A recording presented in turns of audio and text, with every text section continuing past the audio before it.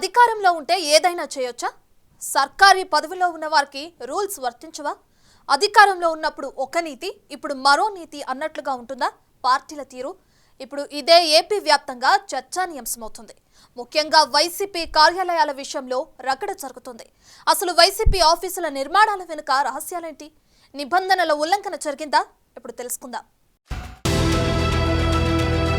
ఆయన ఓ పార్టీకి అధినేత. ఆంధ్రప్రదేశ్ రాష్ట్రానికి ముఖ్యమంత్రిగా పనిచేసిన వ్యక్తి. నలుగురికి ఆదర్శంగా నిలవాల్సిన పదవిలో ఉన్న పర్సనాలిటీ. కానీ వీటన్నిటికీ భిన్నంగా వ్యవహరించారు వైసీపీ అధినేత, ఆంధ్రప్రదేశ్ మాజీ ముఖ్యమంత్రి జగన్. అధికారం ఉంది కదా అని అడ్డగోలుగా వ్యవహరించారు ఏపీ మాజీ ముఖ్యమంత్రి జగన్.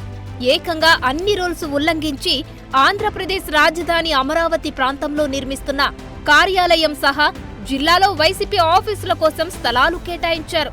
ఇవన్నీ ఇప్పుడు అక్రమంగా నిర్మిస్తున్న నిర్మాణాలేనని తాజాగా టీడీపీ సర్కార్ నోటీసులు జారీ చేస్తోంది. అంతేకాదు, ఏకంగా నిన్నటికి నిన్న తాడేపల్లిలో 2 ఎకరాల విస్తీర్ణంలో నిర్మిస్తున్న వైసీపీ కార్యాలయాన్ని కూల్చేశారు. తెల్లవారుజామున 5:30 బుల్డోజర్లు రంగంలోకి దిగాయి.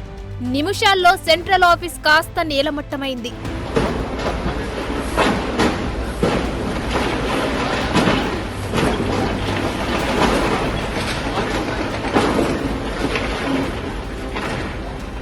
గతంలో 2019లో టీడీపీ నుంచి వైసీపీకి అధికార మార్పిడి జరిగిన సమయంలో ఆనాడు ప్రజావేదికను నాటి సీఎంగా ఉన్న జగన్ కూల్చివేయించారు.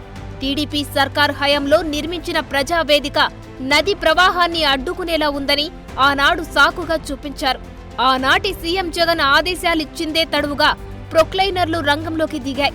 టీడీపీ నెత్తి నోరు మొత్తుకున్నా పట్టించుకున్నా నాతుడే లేరు.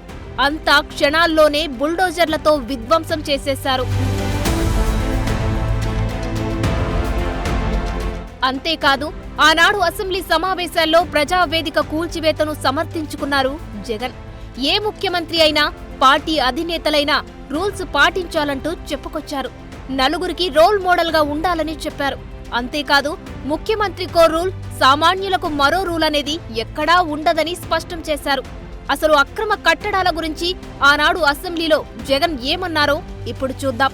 ముఖ్యమంత్రికైనా ఒకటే రూలే, సామాన్యునికైనా ఒకటే రూలే.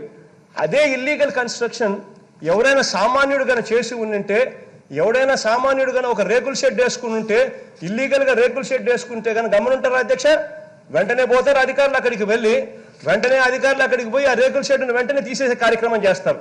ఏమంటే సామాన్యుడు కాబట్టి తీసేస్తారు. అదే ఒక రేకుల షెడ్ వేసుకున్న సామాన్యునికి ఒక న్యాయము. అదే ముఖ్యమంత్రిగా ఉన్న వ్యక్తికి ఏకంగా ఇలా ఇల్లు కట్టుకొని చూడధ్యక్ష, ఒక్కసారి అందరినీ కూడా చూపిస్తా ఉన్నాను అధ్యక్ష. డైరెక్ట్ గా రివర్ పక్కనే ఏకంగా ఈ మాదిరిగా ఇల్లులు కట్టుకొని ఫ్లడ్ కోర్సునే ఏకంగా అడ్డుకునే పరిస్థితి జరుగుతూ ఉంటే, ఇంకా ముఖ్యమంత్రులకు ఒక రూలు, అధికారంలో ఉన్న వాళ్ళకు ఒక రూలు. రాజకీయ చరిత్ర ఉంటే నలుగురికి రోల్ మోడల్ గా ఉండాలి. ఆ రాజకీయ చరిత్ర నలుగురు చూసి అలాంటి నాయకుడు మా నాయకుడు అని చెప్పుకునే పరిస్థితిలో ఉండాలి.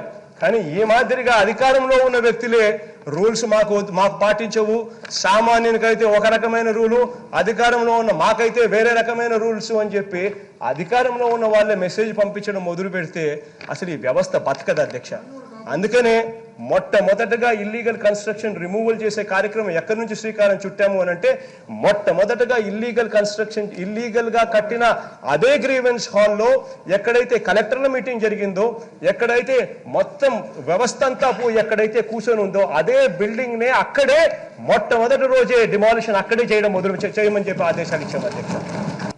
ఆర్డర్స్ ఇచ్చాము, వెంటనే వెకేట్ చేయండి, వెకేట్ చేయకపోతే ఈ బిల్డింగ్స్ కూడా డిమాలిష్ చేయబడతాయని చెప్పాం.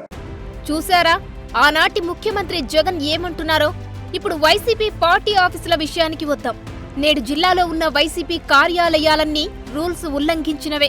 ఇది మనం చెప్పే మాట కాదు. ఏకంగా ప్రస్తుతం అధికారంలో ఉన్న సర్కార్ నిబంధనల అతిక్రమణలు, ప్రభుత్వ భూమి కబ్జాలకు సంబంధించి ఆయా నిర్మాణాలకు నోటీసులు అతికించిన వైనం బయటపడుతోంది.